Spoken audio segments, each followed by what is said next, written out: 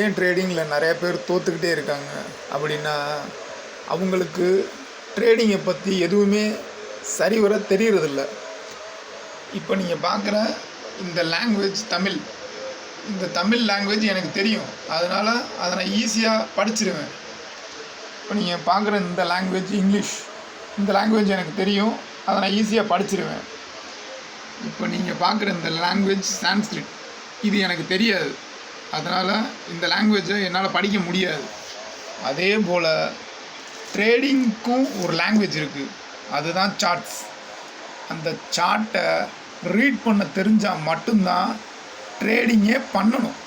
அப்படி சார்ட் ரீடிங்கே என்னன்னு தெரியாமல் உள்ளே வந்தால் லாஸ் தான் ஆகும், ப்ராஃபிட் பண்ண முடியாது. அந்த சார்ட்டை தெரிஞ்சால் பர்ஃபெக்டாக ப்ராஃபிட் பண்ண முடியும். நல்லபடியாக சார்ட்டை தெரிஞ்சுக்கிட்டு ட்ரேட் பண்ணுங்கள். விஷஸ்.